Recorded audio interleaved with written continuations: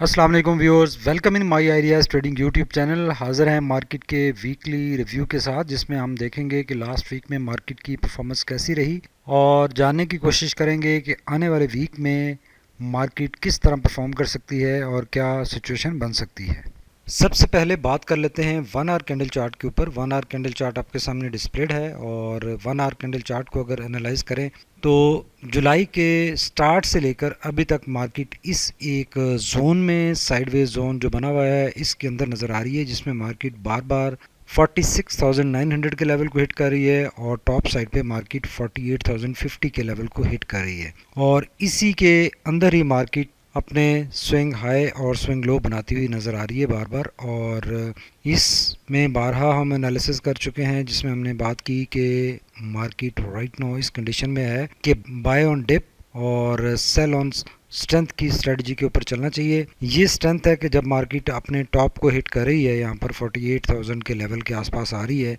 तो यहाँ पर सेल करना चाहिए और यहाँ पर जो कि 46,900 का लेवल है, यहाँ पे डिप अपॉर्चुनिटी बनती है तो यहाँ पे बाय करना चाहिए। अलबत्ता इस सारी मूवमेंट के दौरान लास्ट जो मार्केट ने अपना अपस्विंग का आगाज़ किया है, वहाँ पे सिचुएशन हमें थोड़ी सी डिफरेंट नज़र आई है। उससे पहले मार्केट आप ये देखें कि यहाँ पे कितनी दफ़ा मार्केट ने इस लेवल से, जो कि 46,900 का है, यहाँ से सपोर्ट ली और यहाँ से बाउंस अप किया। लेकिन लास्ट वीक में जब मार्केट ने इस लेवल को हिट किया तो मार्केट ने इस लेवल को ड्रिल किया, ब्रेक किया लोअर साइड पे। ये हमें नज़र आ रहा है आर्ली कैंडल चार्ट के ऊपर, और लोअर साइड पे मार्केट ने 46,600 तक हिट किया और वहाँ से मार्केट ने एक रिकवरी शो की। और ये जो ड्रिल डाउन था, ये बेसिकली आपको याद होगा कि ये जो 15 अगस्त का वाक़या था, जो कि अफ़गानिस्तान में तालिबान का टेक ओवर करना था, बेसिकली उस चीज़ का प्रेशर था जो कि 16 को हमें नज़र आया। लेकिन सोनर इससे मार्केट ने रिकवर किया और जो इससे पहले मार्केट में एक कन्फ्यूजन चल रही थी कि अफ़गानिस्तान के हालात को लेकर एक काफ़ी तशवीश थी कि इसका काफ़ी ज़्यादा प्रॉब्लम क्रिएट हो सकता है आने वाले दिनों में और पाकिस्तान किसी मुश्किल का शिकार हो सकता है। लेकिन तालिबान के टेक ओवर करने से एक साय ऑफ रिलीफ भी मिला है कि अब आगे आने वाले दिनों में एक तालिबान का जो कंडक्ट है उसके हवाले से हमें एक क्लैरिटी नज़र आ रही है और तालिबान भी एक पुरअमन अफ़गानिस्तान को सपोर्ट करते हुए नज़र आ रहे हैं। तो उम्मीद की जा सकती है कि जो हालात हैं अफ़गानिस्तान के, वो सेटल डाउन हो सकते हैं आने वाले दिनों में, और जो इंटरनेशनल पावर्स हैं वो कोई डिसाइड कर सकती हैं कि उनको स्पेस दी जाए और एक मौका दिया जाए कि वो अपनी रज़ा के मुताबिक कोई निज़ाम हुकूमत ला सकें अफ़गानिस्तान में और सिचुएशन बेहतरी की तरफ जा सके। अलबत्ता coming back to the market performance, तो मार्केट चूँकि अभी तक एक साइडवेज जोन में थी, ओवरऑल हम बात कर रहे हैं कि मार्केट काफ़ी अरसे से एक अपने बुलिश ट्रेंड में है। उस बुलिश ट्रेंड से मार्केट यहाँ पे बेरिश हुई और साइडवेज मार्केट ने एक जोन क्रिएट किया, लेकिन स्टिल मार्केट में काफ़ी स्ट्रेंथ है और मार्केट नेगेटिविटी में नहीं है। अब यहाँ से जब मार्केट ने बाउंस किया है, अपसाइड पर मूव अपनी बनाई है, तो ये देखें यहाँ पर एक जो शॉर्ट टर्म ग्राफ है उसके ऊपर यहाँ पर एक ब्रेकआउट भी नज़र आया फ्राइडे के सेशन में, और इस ब्रेकआउट लेवल से जब मार्केट ने टॉप साइड पर मूव किया तो सस्टेन किया टॉप साइड से। ये एक अच्छा साइन है और ये एक हम आगे चलकर भी बात करेंगे कि ये जो मूव बनी है मार्केट की, ये मार्केट को अब 48,000 का लेवल ब्रेक करने में फैसिलिटेट कर सकती है। मोमेंटम बढ़ सकता है, यहाँ से अच्छा हो सकता है। उसकी भी वजह हम डिस्कस करेंगे वन डे कैंडल चार्ट के ऊपर जाकर। तो 1 डे कैंडल चार्ट के ऊपर सिचुएशन ये नज़र आ रही है कि आप ये देखें कि मार्केट काफ़ी अरसे से एक अपने बुलिश ट्रेंड में है और उसमें ये बार बार हमें रिट्रेसमेंट्स नज़र आई। और आपको याद होगा कि जब मार्केट ने यहाँ पे 47,000 का लेवल हिट किया था, उसके बाद भी मार्केट ने काफ़ी अरसा इस जोन में गुजारा और उसमें मार्केट ने एक साइडवेज टाइप जोन यहाँ पर भी बनाया हुआ था, लेकिन बॉटम हायर हायर बनते जा रहे थे। तो इस कंसोलिडेशन से जब मार्केट निकली तो एक अच्छा बुल रन लिया मार्केट ने और फिर मार्केट ने 49,000 का लेवल हिट किया। उससे पहले अगर आपको याद हो, जब मार्केट ने ये 43,000 का लेवल हिट किया था तो वहाँ पे भी कुछ सिचुएशन ऐसी नज़र आई थी कि ये 2-3 महीने में इसी तरह की कंसोलिडेशन नज़र आई थी, जिसमें मार्केट ने एक अपना कंसोलिडेशन पैटर्न क्रिएट किया जो कि एक साइडवेज था जिसमें मार्केट हायर साइड पर भी मूव कर रही थी और लोअर साइड पर भी मार्केट में प्रेशर आ रहा था। तो सिमिलर टाइप परफॉर्मेंस, जिस तरह की ये वाली परफॉर्मेंस थी, फिर ये परफॉर्मेंस थी, उसी तरह की ये परफॉर्मेंस है। अलबत्ता इस परफॉर्मेंस में और इन बाकी दोनों परफॉर्मेंस में फ़र्क सिर्फ ये है कि ये जो दो इनिशियल मार्केट की कंसोलिडेशंस थी, इसमें काफ़ी बड़ा जोन था मार्केट का जिसमें मार्केट कंसोलिडेट करती रही, और यहाँ पे जोन बहुत छोटा है कि जो कि हमने बात की कि 46,900 से लेकर 48,000 का जोन है जिसमें मार्केट ने कंसोलिडेट किया है। अब सिचुएशन ये है कि ओवरऑल ये एक मार्केट की जो ट्रेंड लाइन आ रही है, जो कि आपको याद होगा पिछले भी जितने एनालिसिस हमने किए, पिछले जहाँ पे कंसोलिडेशन हुई, इसी लाइन से मार्केट ने जब बाउंस किया, इसको हिट करने के बाद रिकवर किया, तो मार्केट में एक अच्छी मूव बनी। तो अभी करंटली भी यही नज़र आ रहा है कि यहाँ से मार्केट हिट करके वापस हुई है, अपस्विंग बना है, और ये जो टॉप साइड से एक ट्रेंड लाइन बन रही है, यहाँ से एक ब्रेकआउट हुआ है। तो अब सिचुएशन